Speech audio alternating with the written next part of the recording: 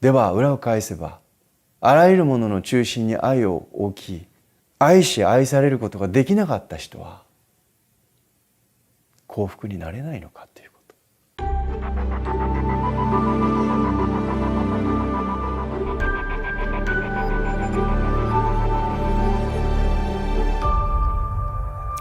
ペンネームナミさん、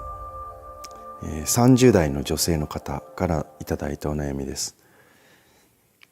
子供の頃に親からされた虐待をいまだに忘れることができません。いじめから不登校になった時、学校に行かないならと母親に高いところへ連れて行かれ、ここから飛び降りてみろと言われ、私が自殺未遂を繰り返した時には一緒に死のうかと言われました。私は親の愛情が一番欲しい時期に、父親には性的な嫌がらせをされ、母親は不倫をしていました。欲しくて欲しくてやまない愛情をいつしか過度に拒否をしたり、自由を求めるようになりました。同居している両親の電話番号は拒否していますが、同居生活は普通に送れていると思います。私を本当に理解している恋人ができたとき、私は親にされたことを無意識に彼氏にしている自分に気がつきました。ナミが愛情をくれないからと彼氏は私に言ったのです。私はその時ハッとしました。私が親にされたこととは、愛情をくれなかったこと、愛されなかったことです。それを無意識的に他の人にもしていたと知ったとき、ものすごい罪悪感と謝罪の気持ちでいっぱいになりました。フロイトの言葉、あらゆるものの中心に愛を置き、愛し愛されることに至上の喜びを見出せたとき、幸福は訪れる。とはまさにこのことなんだと思いました。私が親にされたことを忘れて人を愛せる人間になるには、どんなことをすることで達成できるでしょうか。というご質問です。仏教とは何かと言われたときに、その仏教っていうものを非常に端的に表す表現される言葉があります。七仏通戒芸という言葉です。その七仏通戒芸っていうのは、諸悪莫作修善仏教自浄語彙是正仏教というものです。どういう意味かというと、諸々の善をなし、良きことをなし、諸々の悪しきことを遠ざけ、自らの心を清らかに保つ、それが仏教だよという意味です。でこれはお釈迦様、お釈迦様っていうのは2500年前に実際にインドにいらっしゃった人なんですけれども、お釈迦様よりずっと以前、そのお釈迦様のいろいろなことを教わった先生にあたる人、そのまた先生にあたる人っていうふうにして7代前までね、その先生を遡っていって、その先生たちもみんなずっと言い続けてきた。お釈迦様より前の先生含めてですね、7人の仏たちが共通して言っていることっていうのが、今の七仏通戒芸、諸悪莫作修善仏教自浄語彙是正仏教というものなんですね。でこの七仏通戒芸の中に表されている3つのポイント、諸々の良きことをなし、諸々の悪しきことを避け、自分の心を清らかに保つ。ナミさんにはぜひね、このことを何か紙に書いて、そして壁に貼って、自分の中で愛について考えるとき、この言葉を繰り返して自分でお唱えいただければと思うんですけれど、いろいろなお悩みを皆様からお聞きしていると、やっぱりその過去のご自分のご両親から受けた仕打ちをずっと忘れられないっていう方は、多くの悩みの根底にあるものっていうのはやっぱり親の存在、それは本当少なくないですね。本人はご両親に対して別に何とも思ってないっていう人でも、お話を聞いていくと、そのご自分の性格とか行動の習性ですね、その習慣のルートにあるもの、ルーツにあるものっていうのが意外に小さい時の家庭にあったっていうことは少なくないわけです。で、このナミさんからいただいたお手紙を見る限り、まず一つはね、ナミさんの問題がそこにある。でこれを指摘させていただくならば、それは何かというと、もう小さき時に親から受けた影響は簡単には当然拭えないわけですけども、人間っていうのは遺伝ももちろんそうですし、その生まれた後、親、友達、自分のいた環境、いろんなものの影響を受けて今の自分の性格とかね、今の自分の考え方っていうものが形作られていくわけですけど、その最も大きな母体になる部分っていうのが当然両親の影響なわけです。これはもう本当にね、自分の思いとかだけですぐに拭い去れるものではないんですが、ナミさんの問題はそれを指摘させていただくならば、ご両親に愛されてなかったっていうのはちょっと違うっていうことです。例えばそのナミさんがね、自分が嫌だと、そして自殺未遂をもう繰り返してた時に、一緒に死のうかって、例えばそのお母さんの言葉の中に、ナミさんが学校に行けない不登校になった時に、高いところに連れて行って、ここから飛び降りてみろというお母様の発言の中に、そして不倫をなさってたお母様の中に、やはり私はその当時のお母様のお父様に対するとの関係ね、お父様との関係であったり、お母様自身の生きづらさとか、ものすごくその悩みのどん底にいらっしゃったっていう、そのご様子っていうものがありありと感じられます。ナミさんが今30代半ばになられているわけですけれど、その年まで今命があるということは、どんな親であったにせよ、その幼き時にどんな言葉を投げかけたにせよ、やっぱりね、可愛いと思って育てた時期があったから今生きてらっしゃるんですね。ただ残念なことに、どんなに子供のことを可愛いと思っても、その時のご両親にとって、その時のご両親の心というものがやはり安定してなかったがゆえにですね、自分の一番大事な可愛い子供に、ここから飛び降りてみろとか、一緒に死のうかとかいう言葉を言うというのは、実はそれはナミさんに対しての言葉がけであって、そのナミさんのお母さんの心の叫びなんです。で、最も守ってやらなければいけない、最も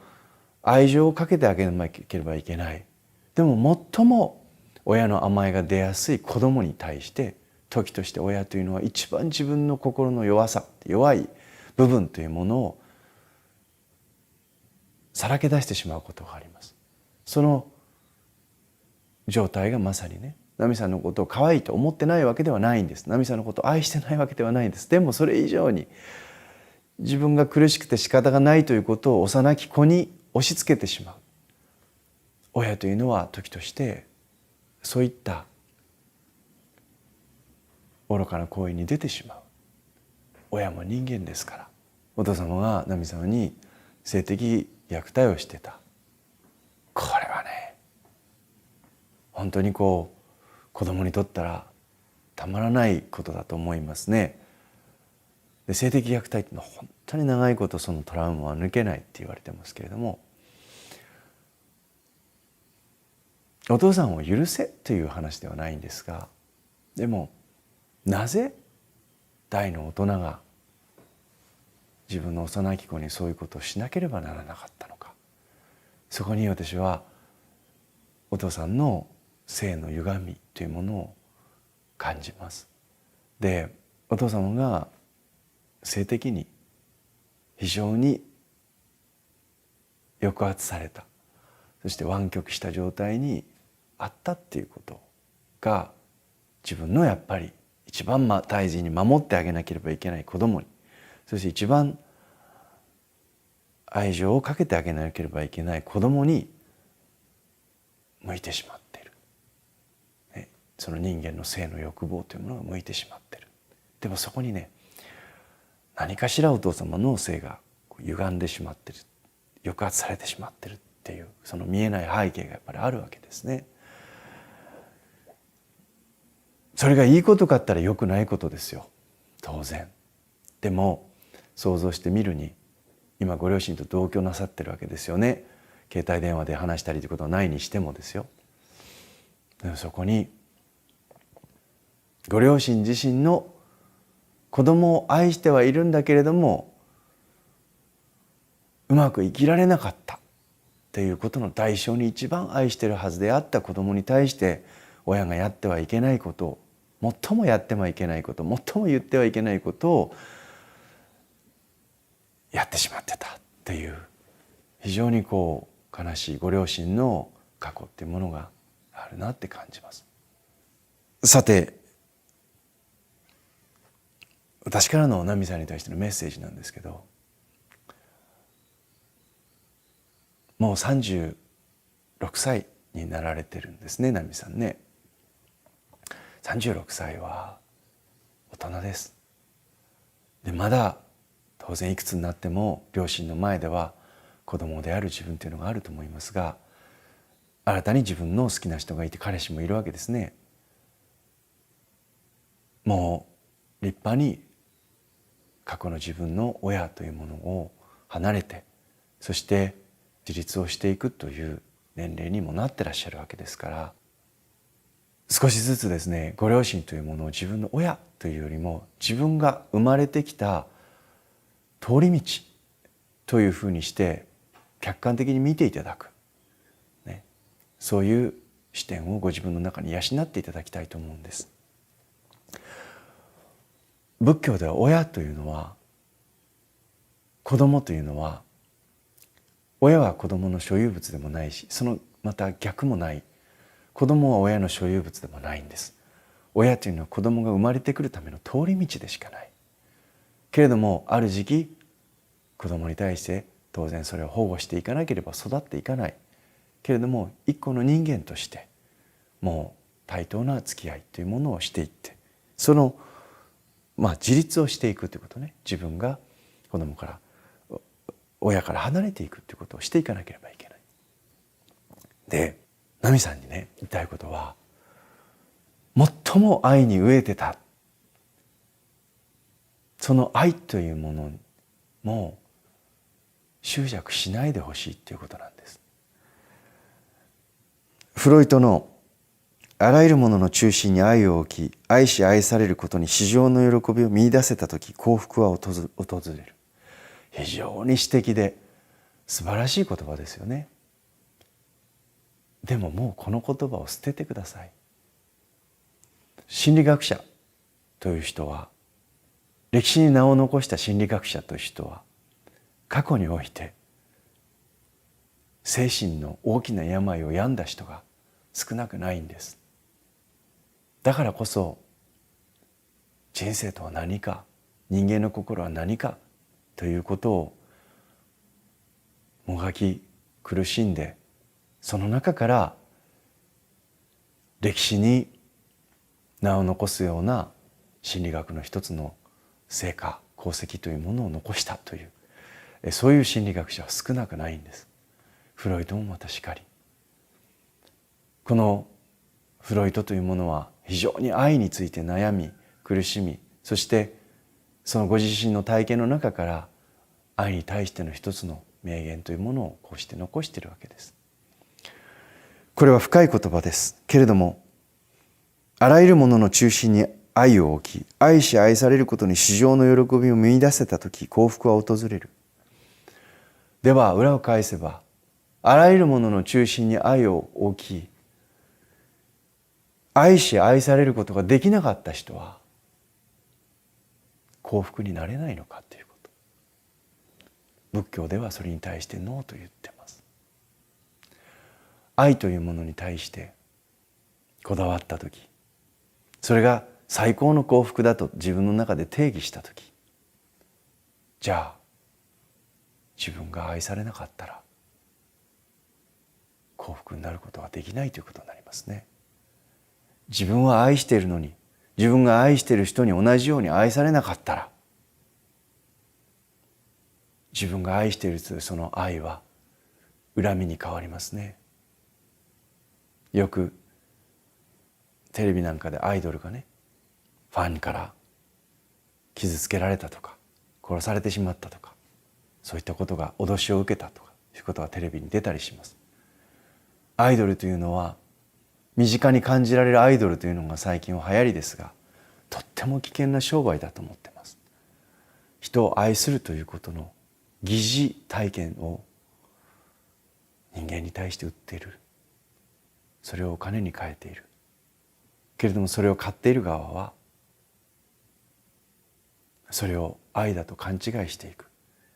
自分が送った贈り物、そこにはファンからの愛が詰まっているわけです。それに対して対等の愛を返さなかった場合に、それは恨みに変わります。怒りに変わります。その人を最もやっていけない行為に駆り立てます。愛ということは本当に深い意味があります。キリスト教から入ってきた愛という言葉は、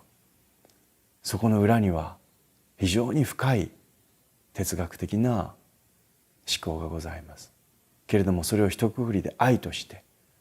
いろいろな自分が何かを好きという思いを愛という言葉でくくって、それが全てだというふうにして表面的に日本では捉えられています。けれどもその私が好ましく思うものに対して同じような好ましさを持って自分に返せという、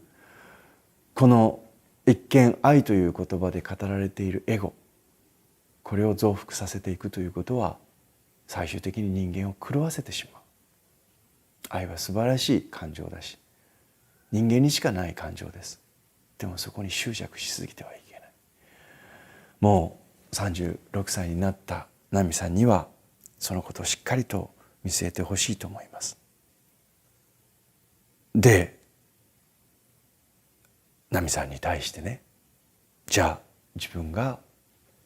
両親に対してのその愛に対する執着、両親の愛ということに対しての執着を離れて、これから自分が心穏やかに生きていくためにどうしたらいいですかということなんですけれども、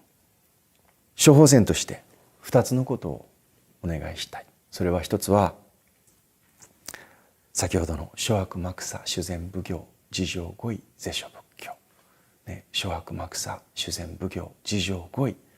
この3つを自分の中で言い聞かせてほしいと思うんです。人間の心というものは諸々の良きことをなし、諸々の悪しきことを避け、自分の心を清らかに保つ、その繰り返しによって、その練習によって徐々に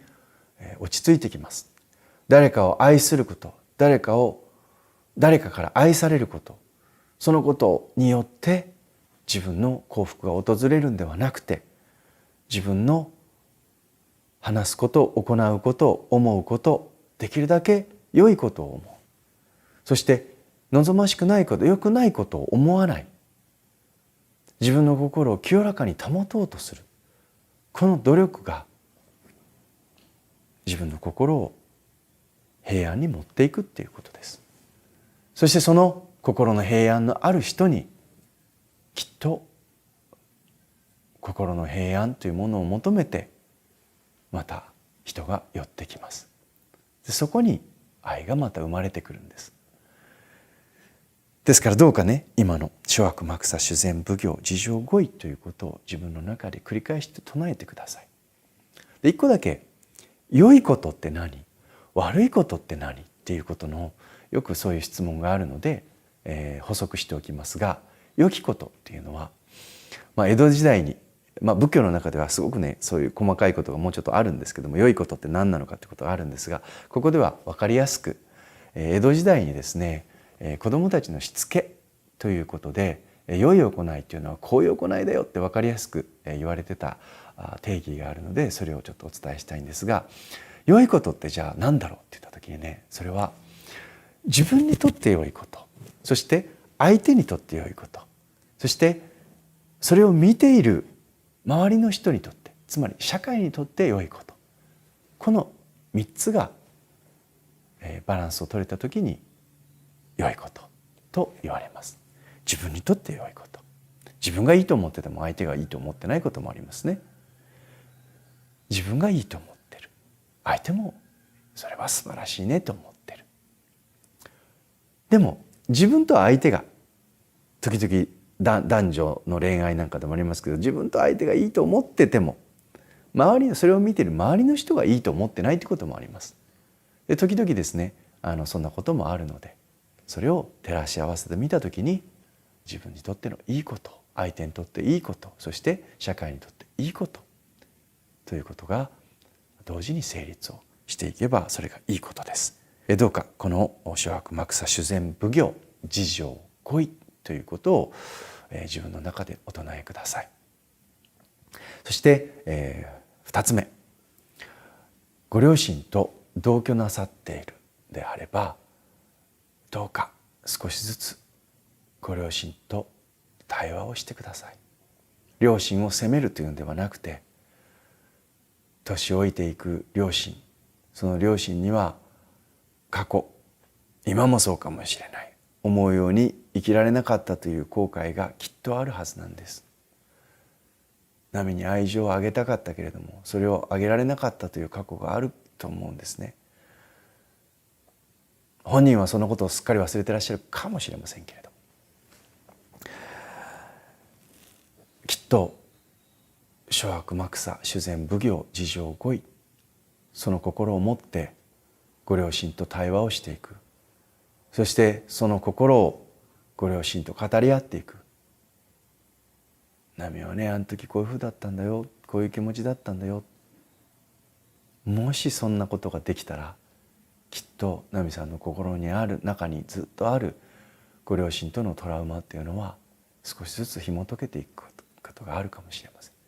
もしそれが叶わないなら、もう自分の中で諸悪莫作修善奉行自浄語彙、これだけをお唱えください。それで十分です。最後に、ある愛をもらえなかった女性の話をしたいと思います。ご両親がお医者さん、お医者さんというね、お医者さんファミリーに生まれた女の子の話です。決して経済的に恵まれてないわけではない、あるご家庭にね生まれた女の子がいたんですよ。でこの女の子は子供として生まれたわけですけど、裕福な家に生まれて間もなく両親が離婚をなさった。その原因はお父様の不倫です。しかもこのお父様は別の女性に5人子供がいた。そっちが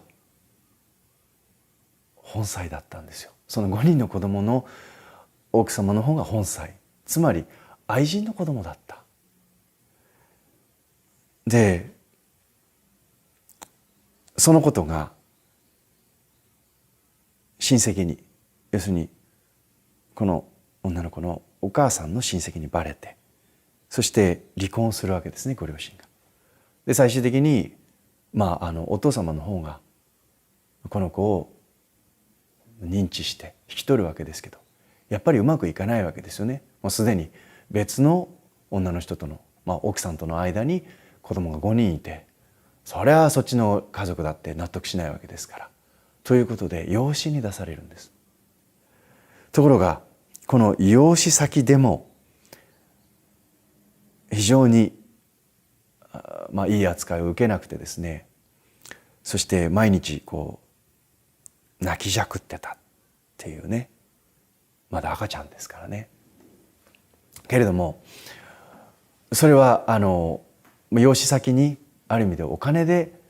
を出して引き取ってもらったっていうことだったので、当然うまくいかないわけです。で、それを見かねたそのね養子先に引き取られてきた赤ちゃんがあまりにもその養子先で望ましい待遇を受けてないということで、それを見かねたですね、また別の夫婦がこの赤ちゃんを引き取ってくれることになったんですよ、子供をね。ところがね、ようやくこれでねいいかと思ったら、またその新たに引き取られたご夫婦の間で不倫問題が起きて、またこの子はいろんなところをたらい回しにされるという大不幸に見舞われます。けれども中学ぐらいに入った時にそうやってたらい回しにされて、最終的に行き着いたところでですね、中学生の時に実はお母さんと思っていた育ての親が本当の親でないということを知らされて、非常にこの子はショックを受けます。中学生ですからね、一番多感な時期、自分が育ててもらった、小さい時にいろんなことがあっていろんなところをたらい回しにされて、だけど物心ついて分かるようになった時にその育ての親が自分の親じゃなかったっていうことに気づいてショックを受けるわけですよね。それでもう周りの人が一切信じられなくなっちゃったということでですね、もう家をその中学の段階でね、もう周りの人たちを頼りにして自分は生きていったらダメなんだって、私はもう自分一人で生きていくんだっていうことを決心して家を出られたんです。そしてね、もういろいろなところ飲食店でアルバイトしたりということを繰り返しながら、でも美容師さんになりたかった。そこでなんとか美容師の資格を取得して、そして美容師としてね、働き始めよう、そういうふうにしてね、頑張ってたんです。資格も取って。でもね、そんな時期ですよね。もうだから10代、中学から高校ね、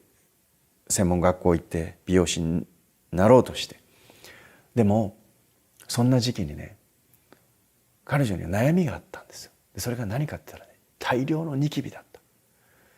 ねえ、その17、18の女子が顔にいっぱいニキビができてたったらやっぱり悩みますよね。でそのニキビに悩んでね、それでこのニキビを何とかしたいっていうんで、美容師さんにもなりたかったんですけども、化粧品の会社に肌をねきれいにするっていうことにで、化粧品の会社にちょっと働きに行って、でそこでいろいろと肌の知識っていうものを、手に入れて、自分のニキビをなんとかね解消していくっていうことに成功したんです。でそこで彼女はそういう方向をね進んでいきたいっていうことで、なんとね勇気ありますよ。当時の美容の最先端であるパリに単身出かけていくんです。渡るんです。言葉もわからない、なんか特別ね学歴があるわけでもない、お金があるわけでもない、もうそこでね壮絶な思いをしながら、でもいろいろと勉強をして当時の最先端のね美容っていうものを学んでいくわけです。でそこで美容機器というものに出会って、でそのパリで出会った美容機器を日本に持ち帰って、それを改良してですね、美容に関する専門のお店というものを開いていきます。そして彼女は美容の業界で大成功していくんですけれども、その彼女の名前というのは高野由里さんと言います。おそらく聞いたことがあると思います。高野由里ビューティークリニックって言ってね、全国に店舗を持つ、女性の成功起業家の一人ですよね。けど高野由里さんというのはあまり、知られてないかもしれませんけど、実は小さい時に親の不倫で捨てられて、そしてたらい回しにされて、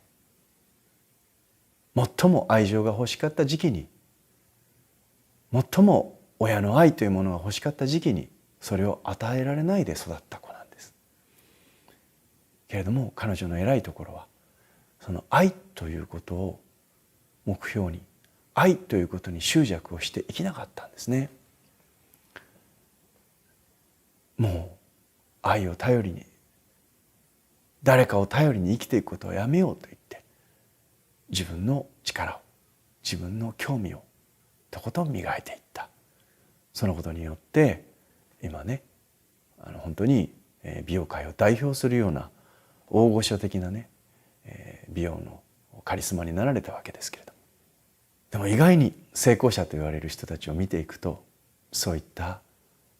波乱万丈というものが過去においてあります。で、私先ほどナミさんにね、ちょっときついようなことですけども、愛に対する執着を離れろということを言いました。でも本当に愛というものをそこに執着をしていると、残された自分の人生というものを、その本質を見失ってしまいます。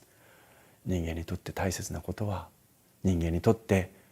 幸せとは何か、それは心の幸福なんです。心の平安なんです。心が波立たない、